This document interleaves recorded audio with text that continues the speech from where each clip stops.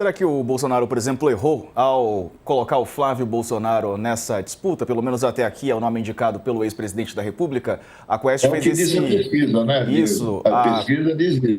A pesquisa mostra que para 36% o Bolsonaro acertou, para 54% o Bolsonaro errou.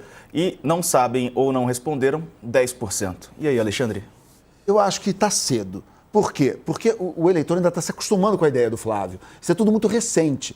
Então, isso sim, esse é um movimento meio tectônico, que leva um tempo. Até ele no final de semana, sentar no boteco, conversar com os amigos, e ele fala, pô, mas Flávio Bolsonaro? Aí o outro amigo, não, gente, mas esse aí é o que tem e tal. Então, esse movimento orgânico da conversa familiar, da conversa com os amigos, quando é uma novidade desse tamanho, ou seja, o Bolsonaro está preso mesmo, não vai sair, tem que arrumar outro. Então, quem é? Ah, tem aquele governador de São Paulo, ah, tem o filho do Bolsonaro. Quer dizer, isso ainda está nesse processo de maturação. Isso eu acho que a gente vai precisar de 1, 2, 3 meses para ver como a coisa assenta, que foi o prazo que eu estou imaginando, que é quando o Flávio vai efetivamente.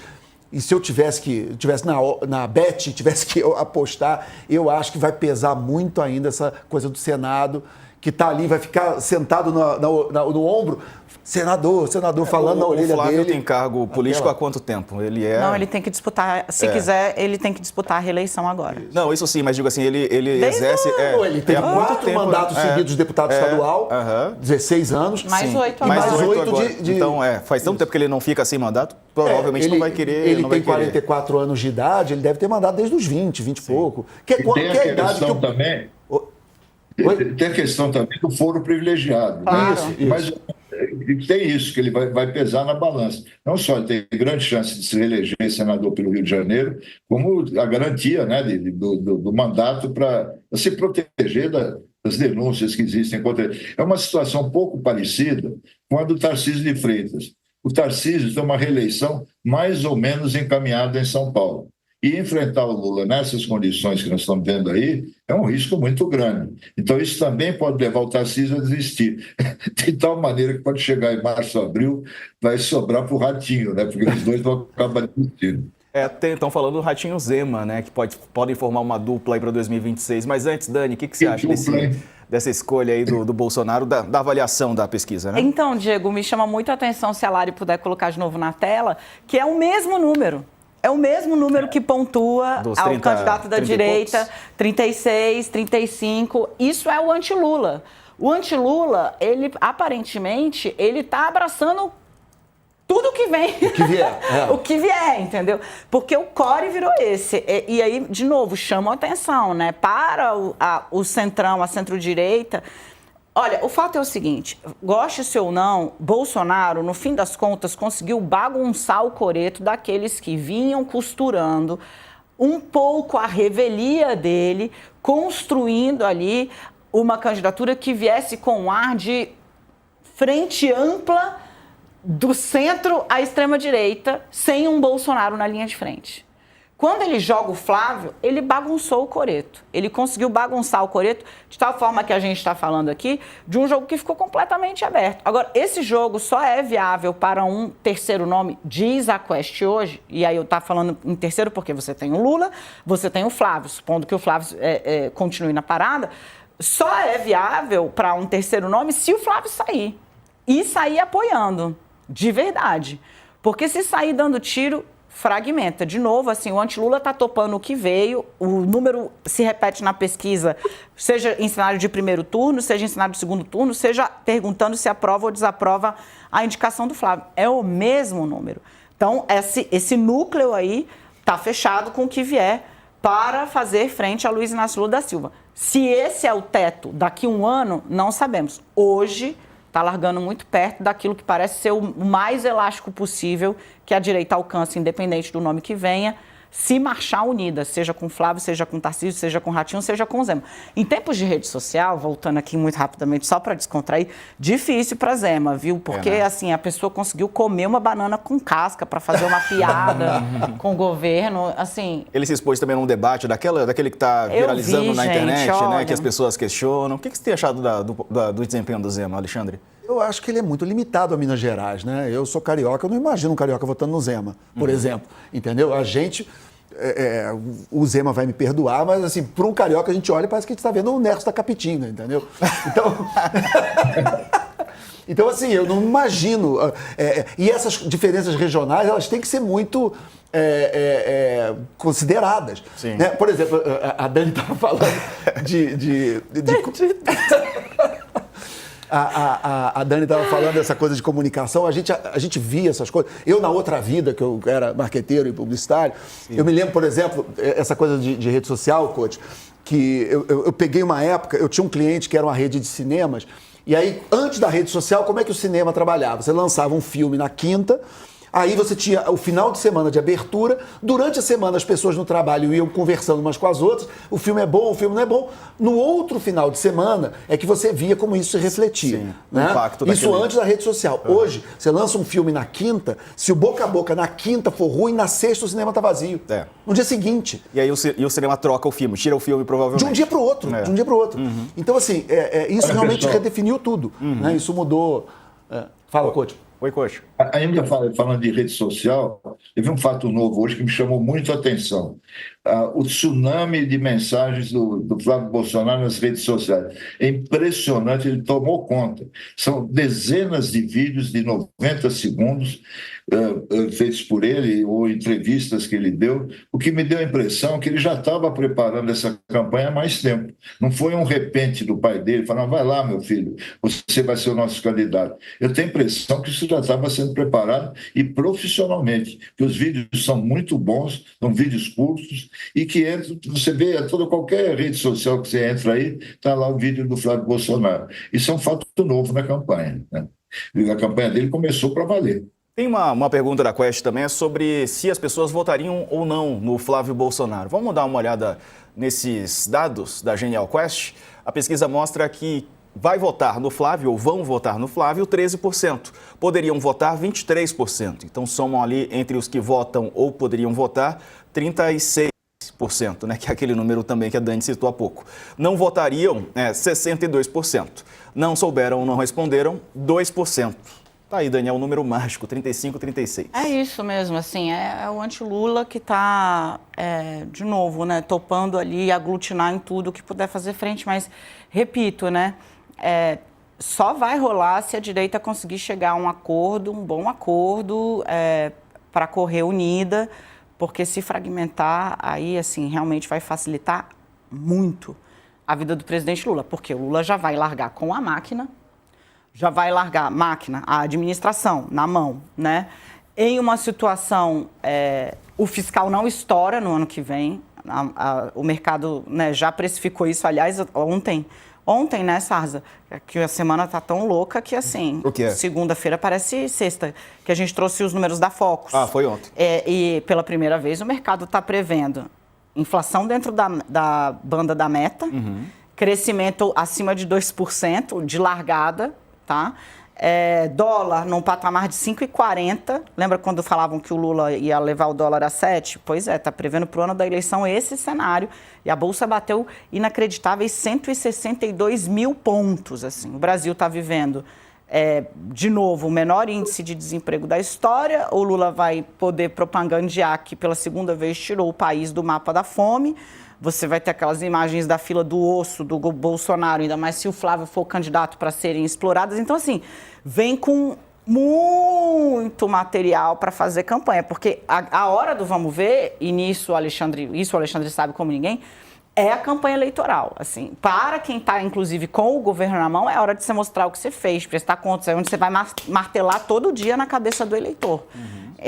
E aí você vai ter um cara que tem realizações e uma rejeição cristalizada em 36%. É isso. E o mercado financeiro, diante desses dados, Alexandre, ele segue apostando em outros candidatos, né? Sim, eles querem os pragmáticos, eles querem o Tarcísio, eles são muito fechados, porque o Tarcísio não é novidade para ninguém. Só que eles têm muita dificuldade em entender que a lógica bolsonarista não é essa. O Bolsonaro, ele prefere perder do que ganhar com outro, e ele sendo coadjuvante. Então, para quem assistiu aquela série, por exemplo, a Game of Thrones e tal, é aquele senhor feudal que ele quer ganhar com a casa dele, com os filhos dele, com aquela casa feudal dele. Ganhar com a casa do lado, você pode fazer um acordo, mas não é a mesma, entendeu? Não é uma vitória, ele não se sente vencendo. E isso é uma lógica que o Centrão tem muita dificuldade de entender. Porque o Centrão é pragmático, ele quer fazer negócio, ele quer ganhar e para ganhar vale tudo. Me dá alguém e eu ganho. Só quem está um pouco mais aceitando é o Valdemar, porque o Valdemar quer fazer bancada. Então ele sabe que se ninguém fizer um erro assim muito fragoroso, mesmo que perca, ele vai ter uma bancada muito boa, que é o que ele quer. Claro que ganhar é sempre bom, mas se não ganhar a presidência, mas continuar com uma bancada enorme de deputados e senadores, ele não vai chorar uma lágrima. Então, o Valdemar, eu acho que é quem está mais ali daquele meio termo, tentando, de alguma forma, convencer o Centrão que se for com Flávio, vamos de Flávio, mesmo sem empolgação, mesmo sem animação, e também, por ser o presidente do PL, por ter a força que ele tem no PL, também tentando segurar um pouco os seus bolsonaristas para dizer, gente, se for para o Tarcísio, né, vamos respirar fundo e vamos de Tarcísio. E o Congresso Nacional está mostrando, a gente está falando bastante sobre essa campanha presidencial, mas a eleição para o Congresso vai ser fundamental, como sempre é, mas no ano que vem com certeza, né, Dani? Sem dúvida, o PT, o Lula, acordou muito para isso, está muito focado, até porque o Congresso está dando assim, em especial a Câmara, né? A gente vai falar já disso, mas não é trabalhinho, é trabalhão. E veja só como a lógica eleitoral está... Porque é o seguinte, na Câmara dos Deputados, a bancada da selfie, ela se mantém de maneira muito coesa, né? E operando do mesmo modo de como chegou e estão buscando uma nova eleição também na história, na estratégia do embate, do engajamento, custe o que custar, né? Então, você tem deputados, inclusive, que cresceram durante o mandato, eu digo em termos de engajamento, não em termos de produção parlamentar, porque aí realmente, né, são outros 500, mas, por exemplo, o deputado Paulo Bilinski, ele passou a ser uma figura que vem rivalizando permanentemente, em especial nas comissões, com a bancada do governo, com a base do governo. Corta, vai para a internet. O deputado do governo que discutiu com ele, acha que fez um bom papel, também corta e bota na internet. A lógica da bancada da selfie é falem bem ou falem mal, mas falem de mim, né? Como diz aí a música. Então, assim, essa parcela continua operando nisso. E aí, minha gente, é um jogo do quanto pior, melhor mesmo, né? No Senado, a lógica já é outra. O Senado já entendeu que o voto é majoritário, com 100 mil votos ninguém se elege ali, né? Como diz Omar Aziz, eu adoro essa frase, né? O mais bobo aqui tem 1 milhão de votos. O Omar Aziz do Amazonas. Então, assim... O Ulisses tinha uma frase também desse jeito. Porque ali no Senado o jogo é outro, é disputa majoritária. Então o Senado virou o quê? O adulto na sala. O Davi Alcolumbre deu uma sambada no final desse ano? Deu, mas vai voltar para casinha? Vai. Chegou no Amapá e falou, eu quero agradecer o presidente Lula, ele é amapaense, presidente do Senado, por tudo que ele fez aqui, etc, etc, etc, etc. Então, assim, isso também virou um problemaço para o Hugo Mota, né? Como é que ele governa, conduz a casa com a bancada do falem bem, falem mal, mas falem de mim, e se precisar do quanto pior, melhor eu vou fazer, que é o Zé Trovão botando o pé na cadeira dele. No outro dia, também, uma parte da base do governo, né, em especial no PSOL, passou a operar dessa forma, que foi o Glauber, sem a movimentação das redes sociais. O Glauber não tinha salvado o mandato dele. Você viu o que aconteceu? Você viu, Couto? A quantidade de artistas, atores, cantores, né, que fizeram uma mobilização Glauber fica. Sem aquilo, não teria... Eu tenho certeza que o telefone do Eduardo Paes não parou. Não tem dúvida. Não parou, porque essa é uma galera que fala muito com o prefeito do Rio. E aí somou os esforços. Tanto que quem vai lá apresentar o voto que salva o mandato e a elegibilidade do Glauber Braga é o Pedro Paulo. Unha e carne para ficar no nome do dia, daqui a pouco a gente vai falar. Seria vice dele se não tivesse ali uma reviravolta no Rio de Janeiro. Batman e Robin ali. O Couto, quer falar sobre essa eleição para o Congresso? Eu quero falar assim, nós sempre falamos muito do Centrão, né? O Centrão surgiu, acho que na época da Constituinte, né? Do dano que você recebe daquele deputado Roberto Cardoso Alves e tal, começou essa história. Eu queria perguntar e falar com os colegas, o que é o Centrão hoje? Quais são os líderes do Centrão? Quem é? É o Mota? É o Alcolumbre? É o Arthur Lira? Quem é? Quem é o Ciro Nogueira? Quem é o líder que comanda o Centrão? Eu não sei se vocês sabem, né? E aí, Dani? Porque é uma coisa anônima, né? Amorfa. É o Centrão quer isso, o Centrão quer aquilo. Nos últimos meses, o Centrão se aliou ao bolsonarismo em várias votações, né? Isso é uma coisa eventual ou é uma coisa para ficar para a eleição do ano que vem? Como é que o Centrão vai se dividir? Com a indicação do Flávio Bolsonaro pelo pai, né, o Centrão ficou meio perdido aí também. Né? Eles estão querendo convencer o Flávio a não ser candidato. E se não conseguirem? Qual é o outro caminho? Quem é o candidato dele? Por enquanto, parece ser o Tarcísio. Se o Tarcísio não quiser. Então, eu acho que muito do que aconteceu ano que vem no Congresso e nas campanhas e na eleição vai depender do Centrão. A gente podia tentar entender um pouco que fenômeno é esse, né? Que eu não consigo destrinchar. Dá para dizer que tem um líder, Dani?